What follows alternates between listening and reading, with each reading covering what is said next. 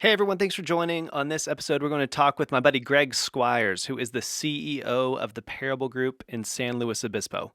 I know. I just started this podcast and I'm already breaking my rule of not having CEOs on. But the point of that rule was not having people on that you and I can't relate to.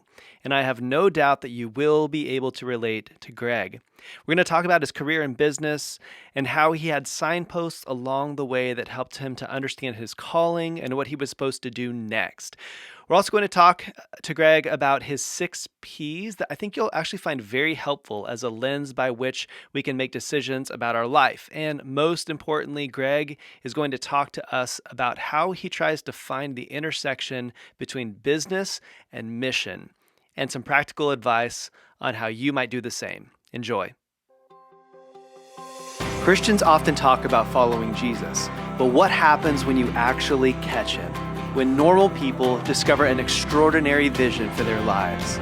These are the people doing the Jesus stuff, and these are their stories.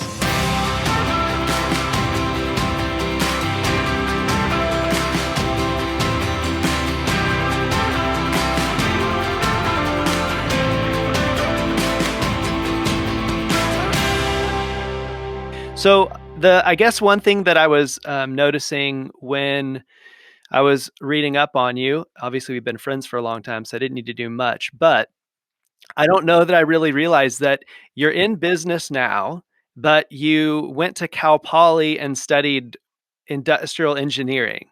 So was that the plan originally? Yeah, so I originally was a materials engineer major, and that lasted a quarter. And then I realized there's a way more chemistry in that course track. So I found that an industrial engineer had the best blend of business and engineering. And so once I realized that, I was able to be in the engineering school, but with business and some technological and management focus. So really enjoyed that coursework. And anyone that is both technologically minded and is doesn't mind interacting with humans, it's a great major, which Yeah. you can't say about every engineering type. No, you can't. So at Cal Poly, you have to declare a major. So did you apply for that major with a career in mind, or were you like, was the career going to be in business? How were you thinking about all that? Yeah, funny you ask. I did a project in physics class junior year of high school studying golf balls and golf clubs. And so that made me think, it'd be really fun to be in the business of figuring out how to make things fly farther and straighter. So that, I had a dream of a job at Callaway or something. Yeah. But, I think I also learned that if you get into the engineering school, you can hop between engineerings easier than moving from one college to another. So that worked out, that I was admitted to the engineering school and then gave me a path for another thing. But as we'll talk about with what's it like to discover your calling and passion, I think it's much like a meandering path with, one marker to the next, as opposed to really having this long arc and understanding where that's going in the long run. I think that's a lot of how God guides us in our life. He doesn't give Yeah. us the long-term view, but he does help us with the small steps. And then as we look back over time, we realize that, there was some design to that, and one thing, leads to another. And that was true of my major in learning about me and being a people person, and also, technologically, interested, and also appreciating business and business models. It naturally led through a coursework. And I guess the other way that industrial engineering led toward, my first job was industrial engineering is a lot about optimization of systems and processes. So a lot of IEs end up in production manufacturing environments, figuring out how to make, supply chains more efficient. I ended up applying that in digital marketing and learning how to tune dials of Google AdWords and Facebook Marketplace, uh, as opposed to tuning dials of, supply chains and production environments. So, but it's very similar. There's inputs and outputs, and you try to maximize the throughput. So that's one way that I translated a coursework to one of my first jobs. Yeah. So, okay. So you go to school for engineering, but what was that the plan even? I mean, you mentioned that into golfing and all that kind of stuff in high school, but what was growing up like and what were your interests? What was home life like? Like talk to me a little bit about growing up, your parents and any spiritual influences there and all that. Sure, yeah. So I have two brothers, an older and a younger. So I'm a middle of three, and I had a faith-based foundation where I grew up going to church, and faith was a part of my life from a very early age. And then going to college, studying engineering. Throughout my entire college time, I was, as many 20 somethings, asking, what should I do with my life? And I guess part of my story is when I was 18, I had melanoma. It was a cancer on my back.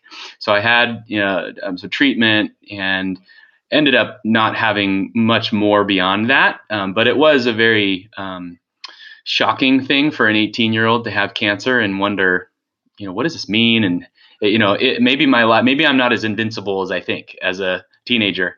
You don't think about death as a young person, but it really rattled me in a way to help me transition into college with, I think, just more awareness of what mattered in life. And then I think that helped with some decisions while in college with being engaged in faith, being engaged in ministry, and had a great experience through college with involvement in crew and that sort of thing.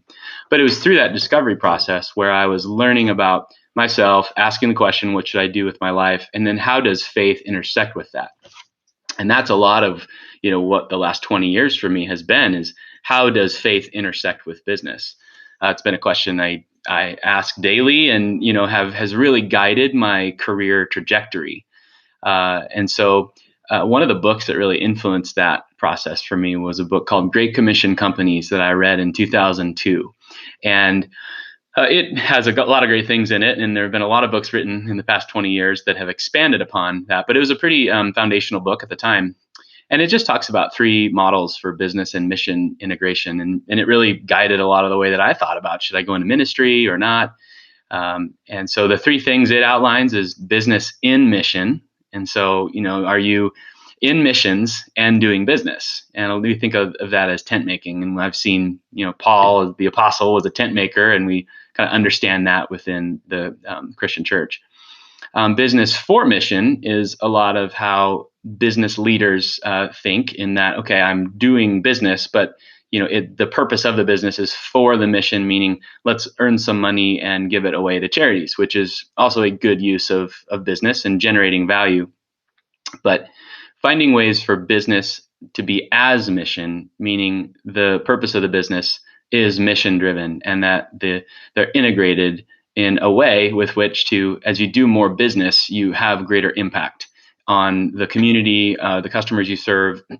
And, in a way it could be true of every business, but, from a faith-based perspective, the business can really have an intent to serve its customers, and then it's beyond that, its communities or its constituents, in such a way that it brings human flourishing through the growth or extension or expansion of the business. And so, I was and continue to look for ways for those two things to be as tightly woven together as possible. And I began with that question in 2002, reading that book, going, okay, how will business and mission be intersected? And how will my faith influence and affect my work? And so, by no means I'm an expert, but I have spent a lot of time thinking about that. I've read a lot of the books, and I really just enjoy that topic because it's, what I think is most special about it is I really think work can be at the core of our calling in life. Obviously, there is more to work than in our life than just work, but it is a big part of how we spend our time. And I think a lot of people wonder, how do I do something that's meaningful? I'm going to, 40 or more hours a week. I don't just want to be punching a clock. And I think of the younger generations, my generation and younger, are increasingly wanting meaning in work and not just, punching a clock. Yeah. And so, I think that's our means to flourishing in life. One of the key parts is vocational satisfaction, enjoying work, enjoying the people that you work with, enjoying the type of work that you do, and there will be thorns and thistles and challenges, and that's part of the way that work is, from the way that things went in the garden with Adam and Eve. But now we have an opportunity to bring about flourishing and bring about God's redemptive story into the here and now with the way that we do our work and the way we interact with others. So tell me about your first job then out of college in business. You've worked for companies who weren't faith based and companies who are. So, Yeah. in your first job, how did you yourself try to find that intersection? Hmm. And kind of where did you get it right and where did you get it wrong? Yeah. Well, right after college, I spent 2 years with Cru, Campus Crusade, and 1 year was in East Asia, and 1 year was at Cal Poly at my alma mater. And those were 2 years of kind of extending the college experience in a way, while having a paid job that was ministry focused. And I learned a lot. I learned a lot about how to work in teams. I learned about leadership. It was a great training environment. I also learned about what discipleship looks like, both being a disciple and being a discipler, raising and training those that were, a few years behind me and still in school. And so then after 2 years of that, it was sort of a fork in the road. Do I continue in ministry, or do I, get another job out that's not a ministry focused job? And so I thought, well, I'll just dabble and try something else. So I got a job at a tech company in San Luis Obispo, and then I ended up being there 10 years. And Was it that I don't want to say flippant. That's not how it was for you. But was it like just that? I don't know. Is it that easy of a decision? I'm just going to try something else, or did you yeah, really have to wrestle with it? yeah, I did wrestle a lot. I mean, now that it's 15 years ago, it feels like the process was quick, but there was a lot of churning and a lot of prayer. And I had been married the year prior, so it was with my wife, really assessing, like, what do we want to do and what do we want our life to be about. And I think what I realized at the time is, if I really felt business and mission could be integrated in some way, and I had these lenses for business in mission, maybe I'll be a missionary and create a business, or business as mission. Maybe I'll go be in business and create value to support ministries, or I'll find a way to tie them together at some point.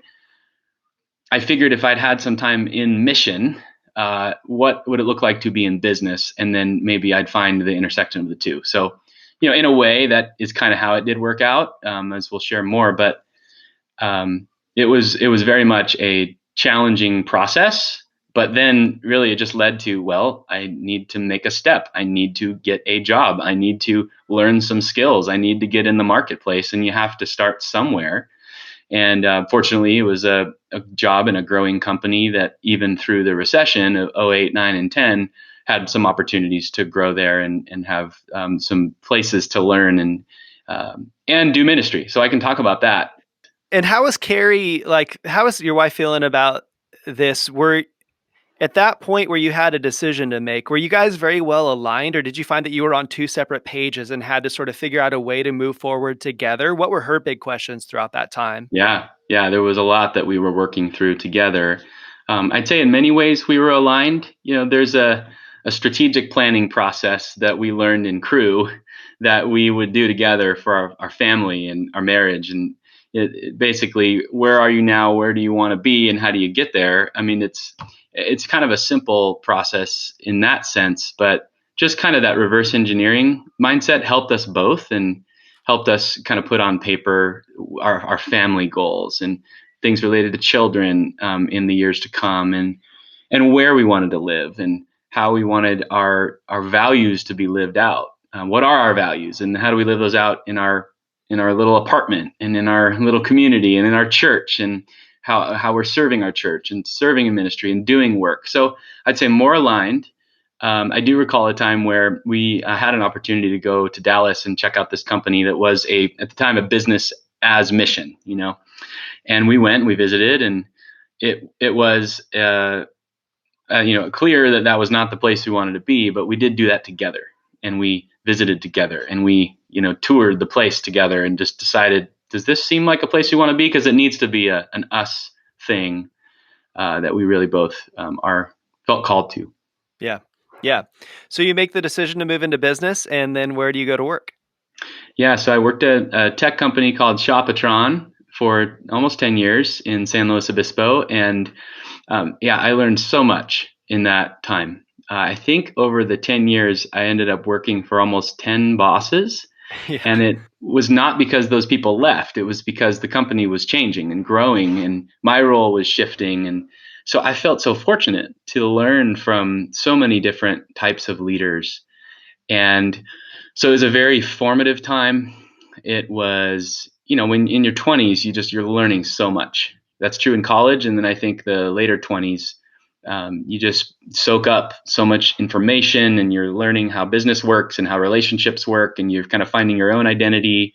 So it was a very formative discovery process, and the workplace helped that, as I learned to deal with relationships, even those that were hard relationships or strained relationships, competitive relationships, finding ways to um, be a light in that kind of environment. So I Was learned it a ton about was that. it much different having gone from ministry into business? Was that working environment much different? I'd say that in some ways, yes, in some ways, no. I think from in the way that crew operated, it was a natural transition in terms of being in meetings, making decisions. Um, Obviously, if it's not a faith-based organization, you don't have as much prayer guiding your decisions as a group. Um, but one way that I did see that there was a lot of similarities was in the way that you manage and lead people. And so, what I learned with crew and in ministry about how to design a plan for a person, like a growth plan, that was holistic in nature, thinking about spiritual and relational and vocational plans. That informed a lot of how I led people as I took on management roles in the company. And I think I've carried that with me. It's thinking about management as discipleship, and it's disciple making and training and investing and caring for the individual, the whole individual. That's guided a lot of how I think about leading a company now is, how do I create an environment where I think about flourishing of the whole person? And there's a lot there. And as I did that in a company where I was not the leader of it, but I was one that I was a manager within it. I found that there were times where the approach I wanted to take with an employee as a manager of them, wanted to invest in them or care for them. I didn't receive that, but I was trying to give that. And there were some challenges in that that really stretched me. But I think God used it to grow me and teach me a lot of things. Yeah.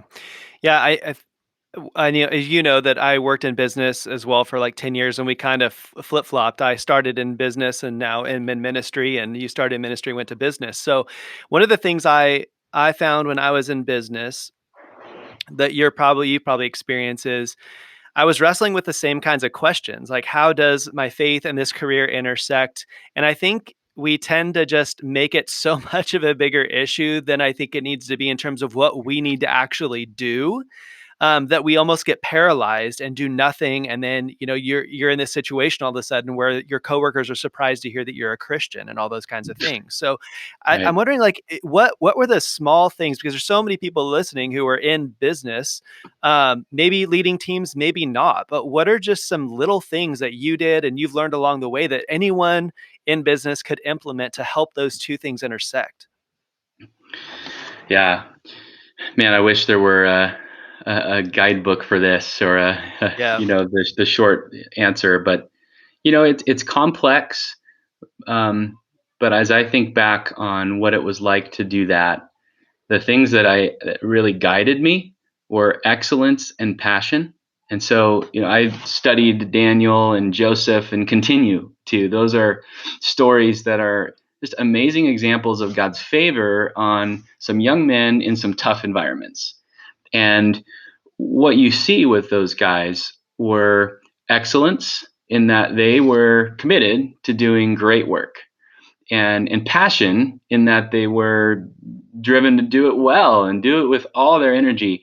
And I think that's, as we talk about what's it like to find your calling, doing work that you love will then create work that's excellent.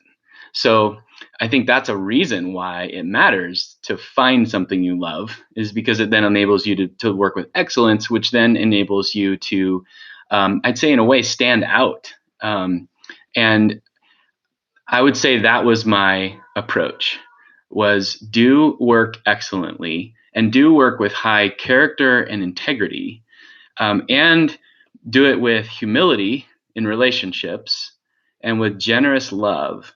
Like, just that's the way of Jesus. And that is recognized as different in the marketplace. But to go with that, I was vocal in a way of, people knew that I was a Christian. And I communicated that. I had a small Bible study that happened on Wednesdays at lunch and invited those that were of faith, and people knew that that was happening. Um, I would invite people to church from time to time. Those that did work for me, I was able to be more specific about the way that I think about life, and encourage them in particular ways, tell them I'm praying for them. Those, but that alone, with either poor performance or lack of passion, there's a dissonance there.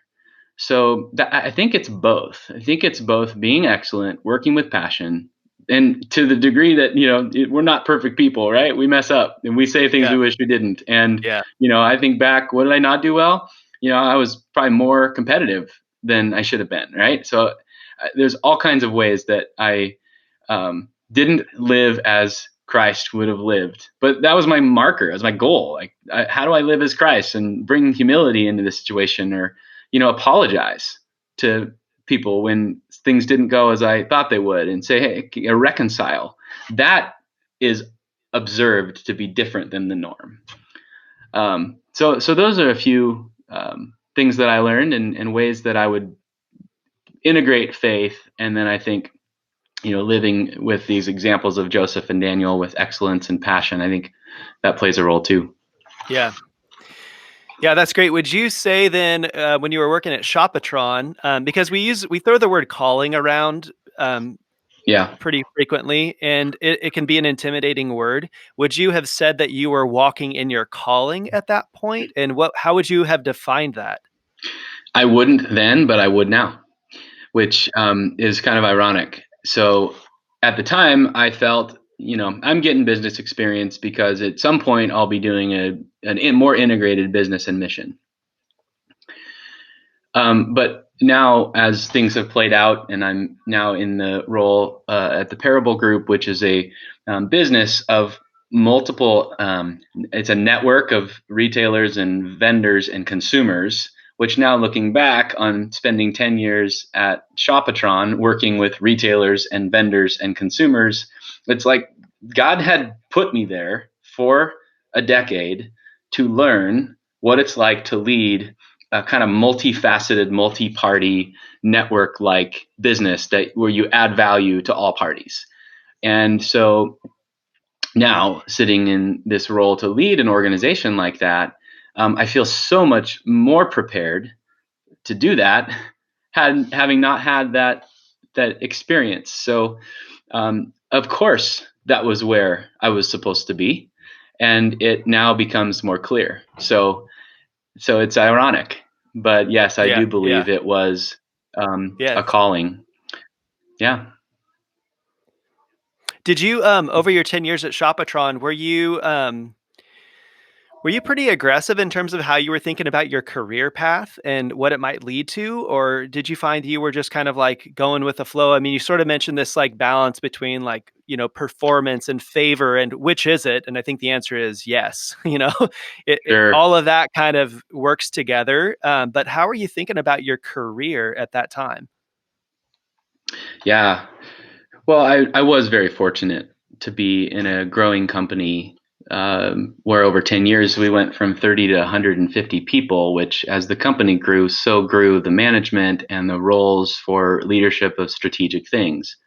And um, God just had his favor on me to be in those new roles as they popped up. So I started as an individual contributor, and then we were going to add to the team. So I was the manager of the team, and then I needed someone to take on leadership of that team as I moved into a director role of a new thing, and then was on the executive team in the later years as the company was led to get acquired.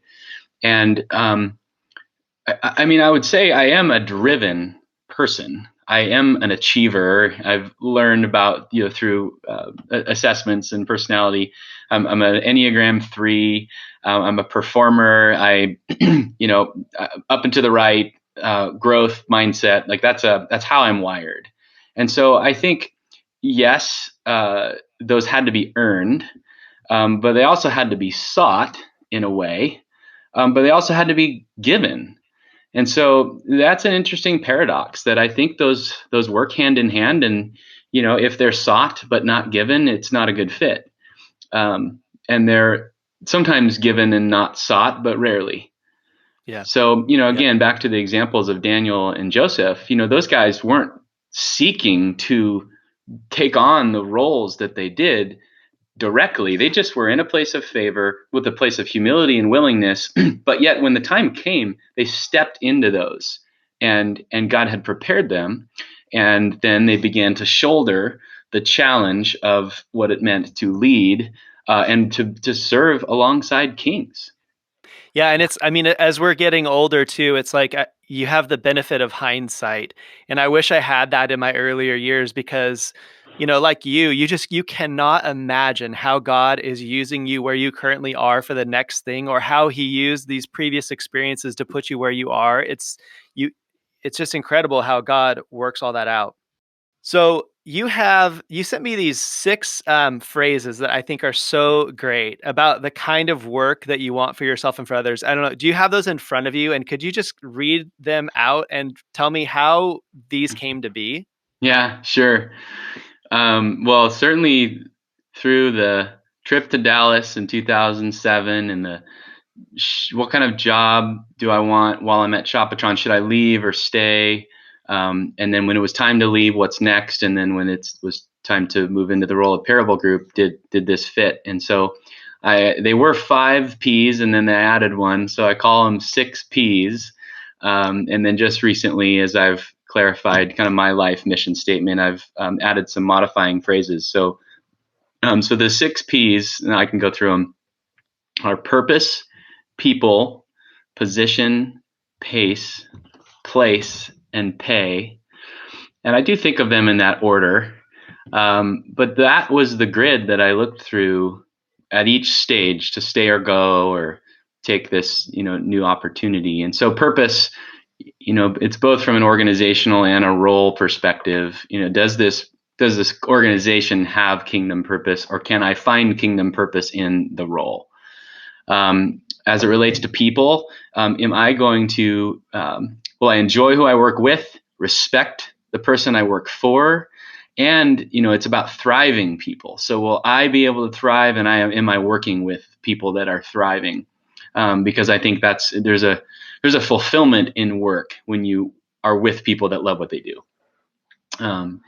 Position, I call it a meaningful position. So as I've grown in organizations and had the opportunity to lead from within organizations, I just realized that different roles have different meaning and different influence. And I think I've also learned the difference between kind of ownership control and leadership influence. So as I've been involved in a variety of different organizations and now lead one and own one, it is very different to be the owner than it is to be a leader in one. And so where God has me today is to be in an owner position, but having spent a lot of years in leadership position, it is a meaningful role to work with those that have the control, if you will, the chief that has the full ownership, or the board that has the full ownership.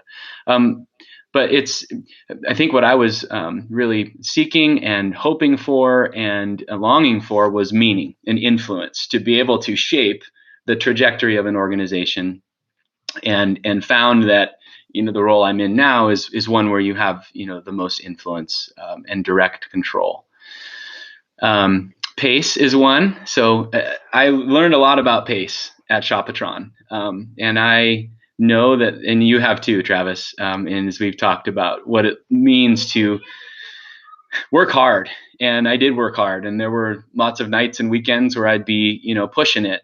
But I think I had to make some decisions while at Shopatron and decide where I drew the line to say I can work no more.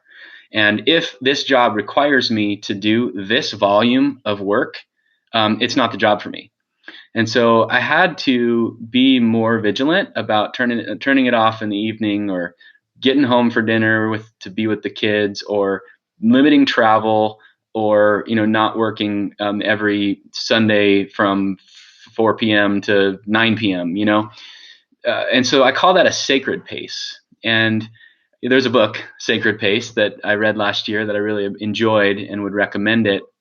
It's about decision making at God's pace, but I think it also just informs at what pace do I work, and how much must I be working and driving and striving. Because of the way God's wired me, I have a high investment, high drive, but that needs to be reined in for the other regions and domains of life, which is it's kind of its own topic in itself. But sacred pace, and then just quickly, place.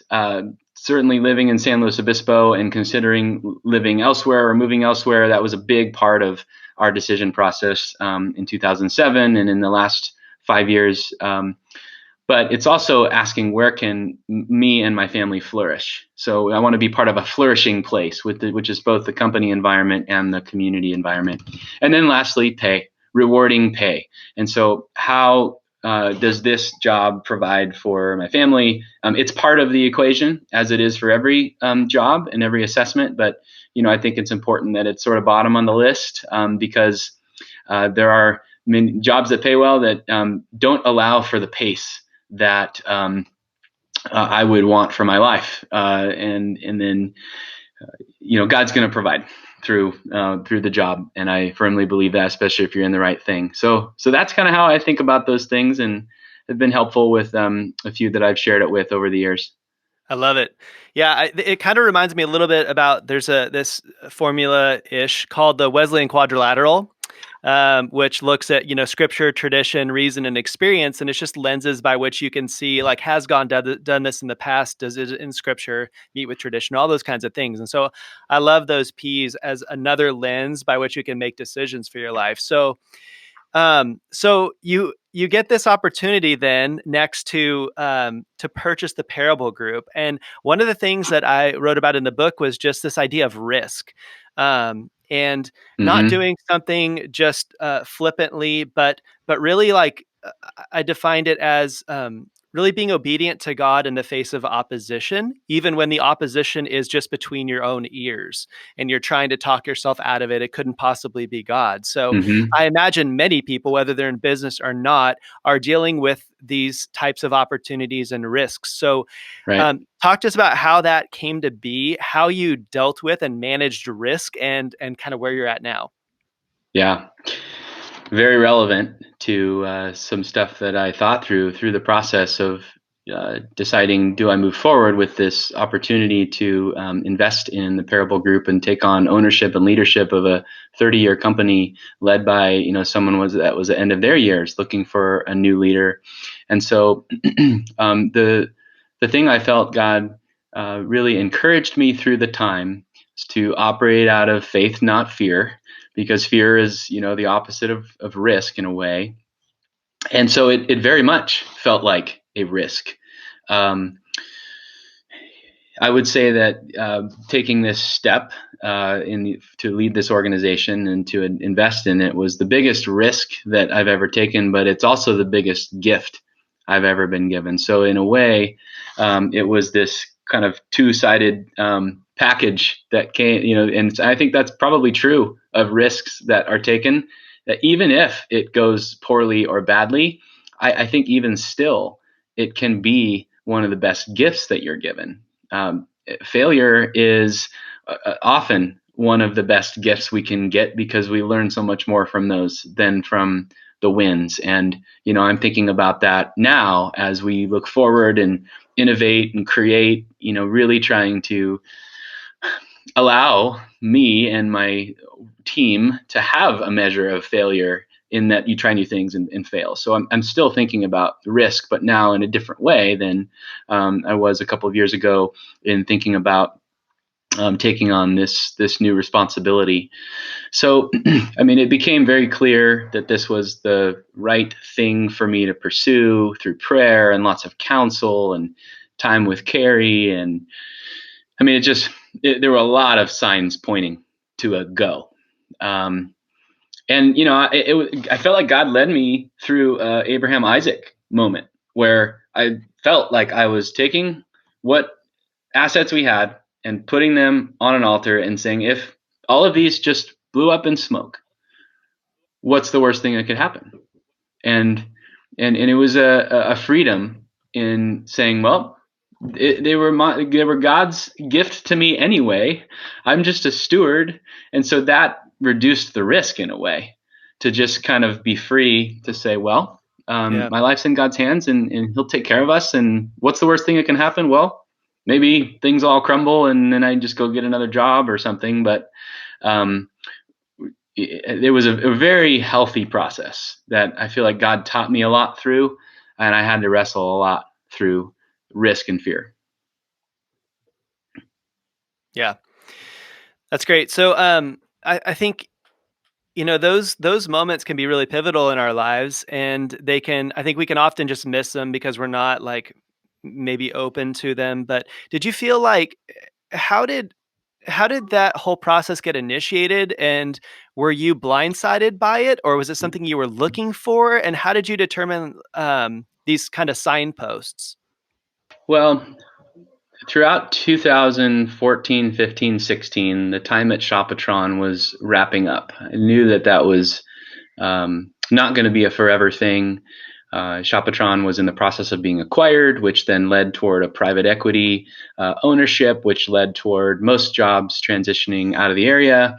And so I saw that coming, and then found another opportunity that I worked at for 2 years as a head of marketing in another software company, which that ended up being a little less than 2 years and a little shorter than planned, because, again, a Texas-based private equity company took over the business, and then the jobs moved to Texas again. So it was as if I had kind of seen that movie before. I kind of saw that happening. So, and then I had some time to prepare for what would be next. So that was just about a little over 2 years ago. And so the prior owner and founder of the Parable Group was a guy that I had met 7, 8 years ago. And we actually met at a Global Leadership Summit at New Life Church, where is your Yeah. home now. And Yep. we, I just asked him to go to lunch, and I had known of him, 20 years ago when I was with Crew. And, so we just met, and we ended up getting together every 3 to 6 months, over 7, 8 years, and connecting, having lunch. And he's in many ways a mentor and a friend. And so I got to, met up with him and said, here's what I'm thinking, and here's what I'm looking for. I'd love to see business and mission come together. And he said, I'm looking for someone to take this thing forward. Maybe we should talk. And so it took about 4 months for us to work out all the details. But I think, part of this, one of the signposts with deciding that taking on leadership of an existing company was the right step for me. It has a little bit to do with the influence and control. I wouldn't consider myself a high control person, but when I really thought about business as mission, like if you want a business to have a very clear missional purpose, like the owner is the one that has to steward that tension. And so I realized if I want to do that, I have to be an owner. If I want to be an owner, I have to start it or buy it. And if I want to buy it, I have to find something existing. Or if I want to start it, I have to start from zero, Hmm. which that felt like a much even bigger risk, Hmm. given having a family and Yeah. what it would mean for me at 38 years old to make that pivot. So that was one of the inputs, Yeah. was if I want to achieve this business as mission outcome, I realized I needed to own the thing. And that was a step that God was providing. And so it just became clear that this was the right thing. And so that's what Steve and I both say, the former Parable owner and founder. He was looking for someone, I was looking for something, and God brought us together. And in His providence, it was the right thing for both of us. And we both looked back and seen God's faithfulness in that, and God's provision in that, God's timing in that. And again, hindsight is always 20/20, but Yeah. in the process, in sort of that crucible of it, it was a mix of friend input, advisory input, prayer, signposts over years, affirming and confirming that path. And it very much was me transitioning from, a job to a calling, where it was like, okay, yeah, this is the thing I believe, God's wired me to do. I need to, step into that and press into that. Yeah. So you mentioned a little bit about the Parable Group, but if we could just spend a couple of minutes and just have you describe a little bit more about what is the Parable Group, what does Parable Group do, and how are you trying to um, really mix business and mission at the Parable Group? Yeah. Well, the Parable Group started 30 years ago, connecting Christian bookstores with Christian publishers. And so it's a faith-based marketing organization.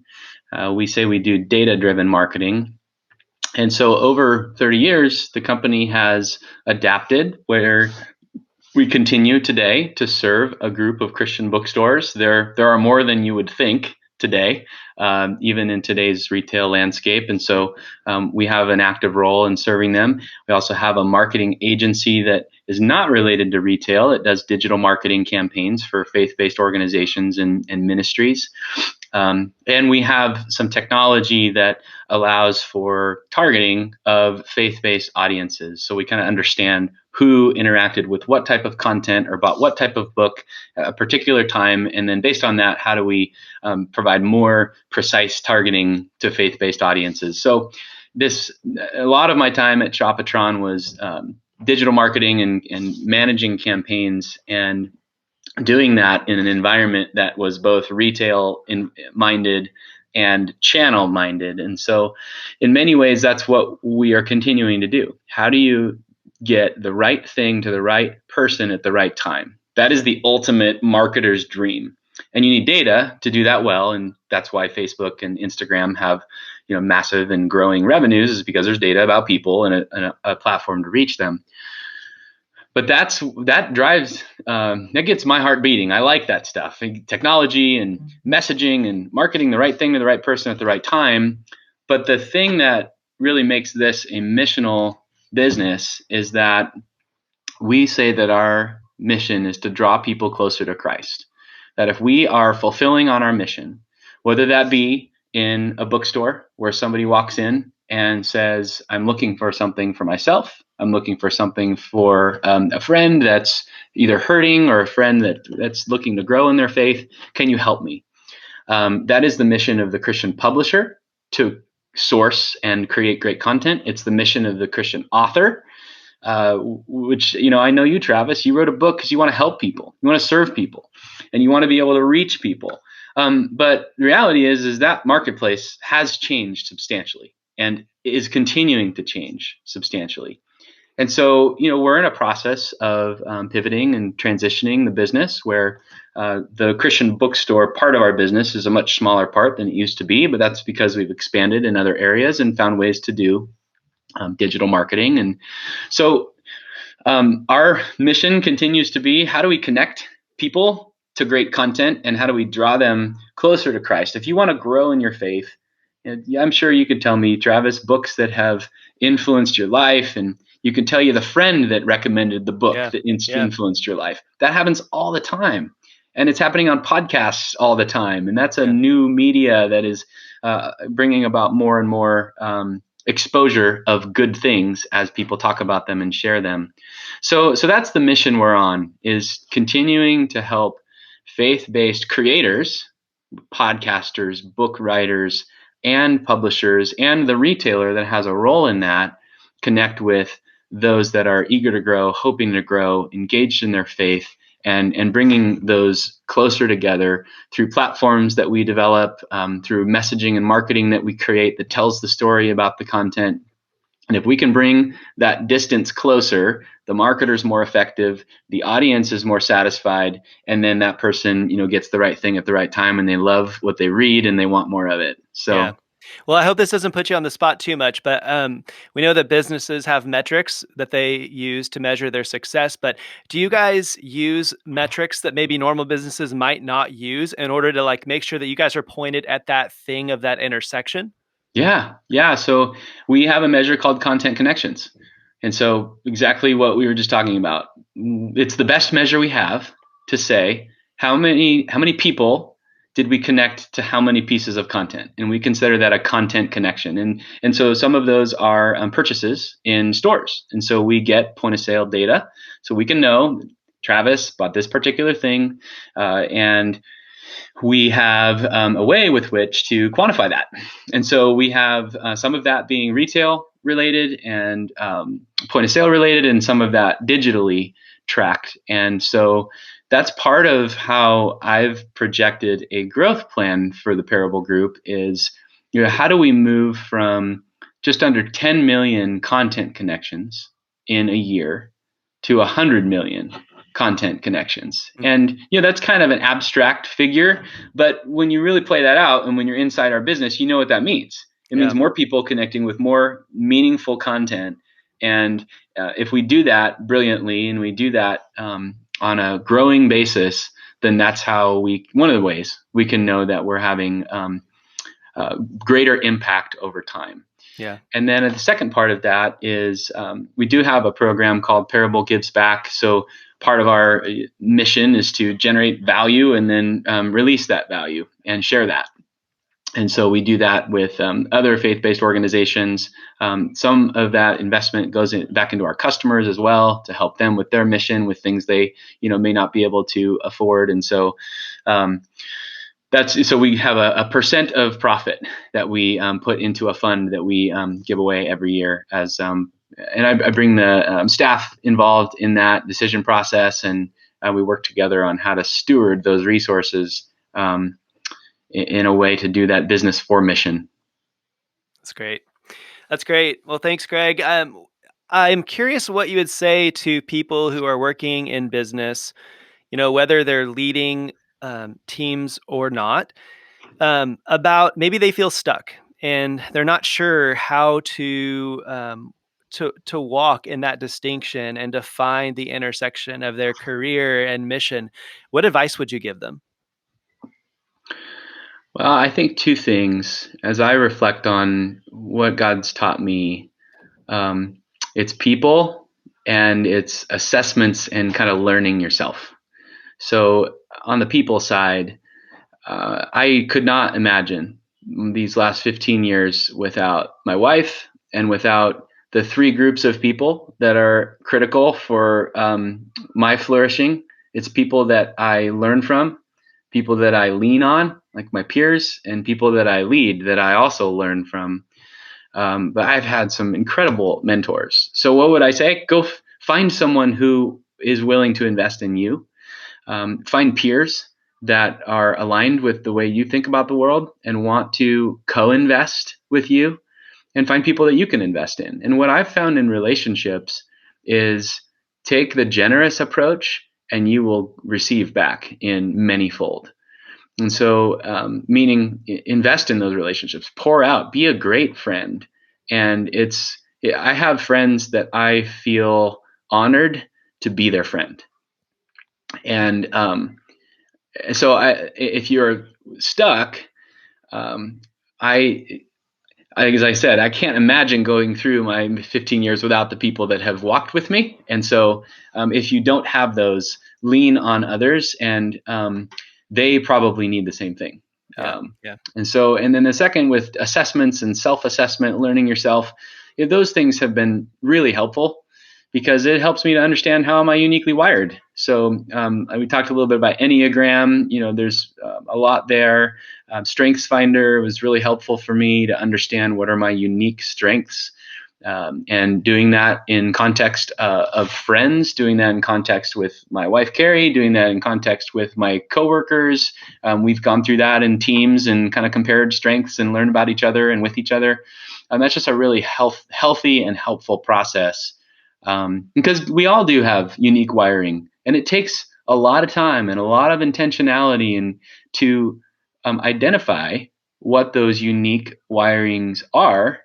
And then I believe that that investment is so worthwhile, because on the other side of that insight is flourishing work. You do something you love. Yeah. And that too, I guess the final thing I'd say is it's more of a meandering process than a linear start to finish. Yes.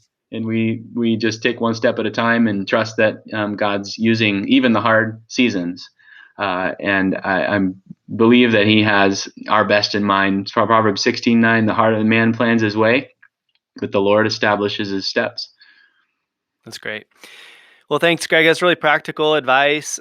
Sure, a lot of people, I know I did for the longest time, struggle with how to figure that all out. And I think you're right. It's a meandering process. Unfortunately, there's no equation for it. But it's interesting now looking back to see how God worked it all out when you just put your trust in Him. So thank you. People want to know more about the Parable Group and what you guys are doing. How can they find you guys? Yeah, parablegroup.com. My email, greg.squires@parable.com. Happy to chat with anybody if you are curious about anything that we talked about, how to grow, learn, and find your path. Love to be of help. So thanks, Travis. I appreciate what you're doing here and wish you all the best as you get this podcast started. Lord bless you. Thanks, Greg.